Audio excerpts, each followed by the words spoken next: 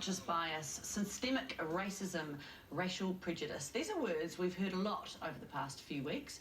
But what do they mean? The police minister has previously claimed that there is no systemic racism in the New Zealand police force, but there are signs of unconscious bias.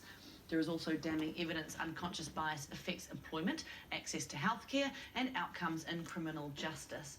But as the term itself suggests, are we unconsciously doing this without any bad intent? So joining us now to unpack this term and its ramifications is our resident psychologist, Jackie Maguire. It is so good to see you this morning. Kaylee, it's so nice to see you back on screen. Hello. Hi. Let's talk about this unconscious bias versus systemic racism. What is unconscious bias and how does it differ from systemic racism? Yeah, sure. So unconscious bias describes a phenomenon that we all have internalized belief systems or schemas that we're unaware of that influence our actions and our behaviours. And that can be based on race, it can be based on gender, it can be based on weight, religion. There's a whole raft of things we have unconscious bias on. But what we know is that people's behaviour that is therefore unintentional can still have very large ramifications on a group of people that normally are disadvantaged compared to another group. So whilst I might be unaware of how I'm acting based on these unconscious belief systems, it causes quite significant vindication to another group. For example, as we've seen in our police force or in overseas in America, we know, for example, that people hold unconscious bias on people of colour versus people that are Pākehā, which is seen, for example, that people have unconscious biases, that people of colour are more hostile than those that are Pākehā or white, which you can then see how a whole police force or people in the police hold that internal view without knowing it. That can then interfere in how they respond to someone who might, for example, have an ambiguous object in their hand. If someone's of colour, might interpret that is a weapon compared to somebody that's white, and they might think, that it's not.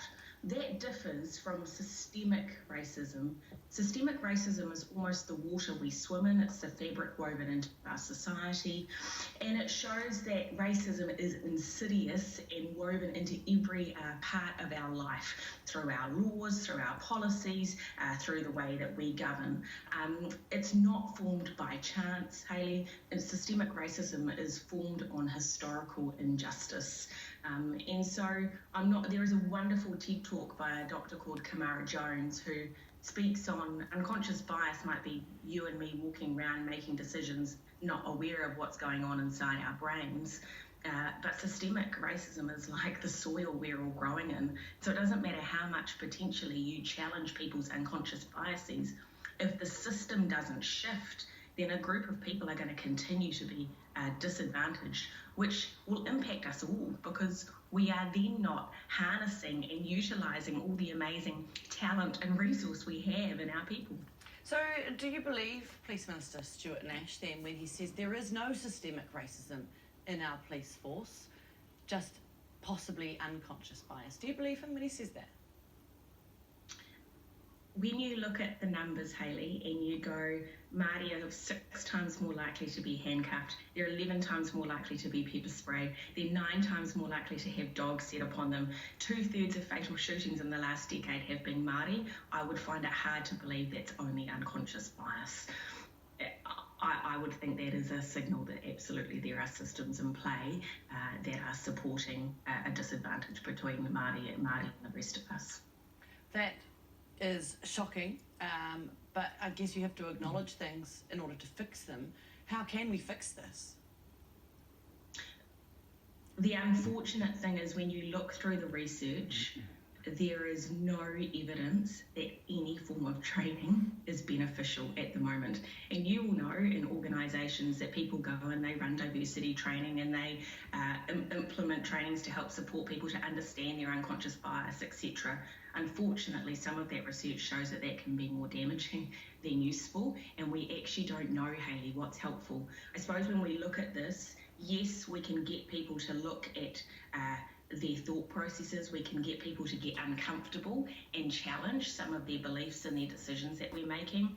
We can, as individuals, take responsibility for learning about our history here in New Zealand and taking that upon ourselves rather than asking Māori to be responsible for us in terms of educating us.